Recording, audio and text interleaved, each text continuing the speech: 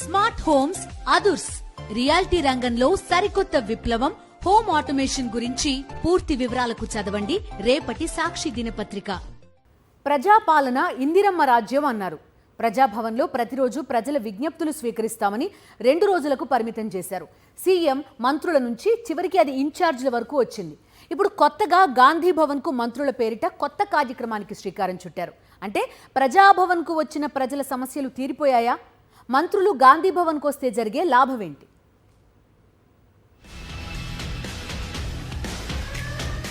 తెలంగాణలో కాంగ్రెస్ పార్టీ నేతలు కార్యకర్తలతో పాటు ప్రజలకు మంత్రులు అందుబాటులో ఉండేందుకు కొత్త కార్యక్రమానికి శ్రీకారం చుట్టారు. పిసిసి అధ్యక్షుడిగా మహేష్ గౌడ్ బాధ్యతలు స్వీకరించిన తర్వాత ఈ నిర్ణయం తీసుకున్నారు. ఇక నుంచి వారంలో 2 రోజులు 2 మంత్రులు గాంధీ భవన్కు వచ్చేలా షెడ్యూల్ ఫిక్స్ చేశారాయన.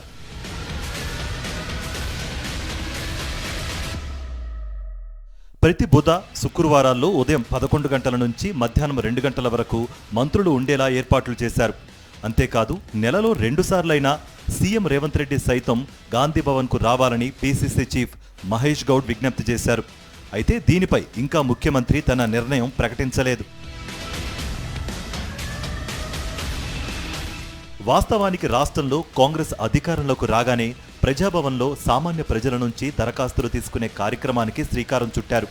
ప్రతిరోజు ప్రజా సమస్యలు వింటామని ప్రకటించిన సీఎం రేవంత్ రెడ్డి అట్టహాసంగా ప్రజా దర్బార్ను ప్రారంభించారు.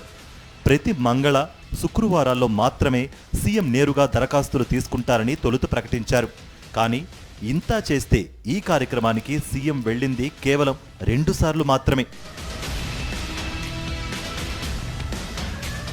ఆ తర్వాత 2 రోజులు మంత్రులు హాజరై విజ్ఞప్తులు స్వీకరిస్తారని ప్రకటించారు. 2-3 మంత్రులు అడపాదడపా వెళ్లినా ఆ తర్వాత వారు మానేశారు. చివరకు ప్లానింగ్ కమిషన్ వైస్ చైర్మన్ చిన్నారెడ్డితో పాటు ఐఏఎస్ అధికారికి బాధ్యతలు అప్పగించారు. దీంతో వారిద్దరే ఇప్పుడు ప్రజాభవన్ దరఖాస్తుల బాధ్యతలు చూస్తున్నారు. అయితే ఇప్పటి వరకు ప్రజాభవన్కు వచ్చిన దరఖాస్తుల లెక్క చెబుతున్నారే తప్ప ఎన్ని పరిష్కరించారో మాత్రం స్పష్టతను ఇవ్వడం లేదు. అయితే ప్రజాభవన్కే వచ్చేందుకు విముఖత చూపిస్తున్న మంత్రులు ఇప్పుడు గాంధీ భవన్కు వస్తారా అనే చర్చ పార్టీలో సాగుతోంది. మరోవైపు పార్టీ నాయకులంతా తమ నివాసాలు సచివాలయంలోనే కలుస్తున్నారని, కొత్త గాంధీ భవన్లో కలిసేదేముందని కొందరు మంత్రులు అంటున్నారట. కార్యక్రమం ప్రారంభం కాకముందే ఇలా మాట్లాడితే ఇది ఎంతవరకు కార్యరూపం దాలుస్తోందనే చర్చ నడుస్తోంది. అయితే ప్రజాభవన్లా ఇది కూడా ఆరంభ సూరత్వం కాకుండా ఉండేందుకు గాంధీ భవన్ నేతలు ప్లాన్ చేస్తున్నారట.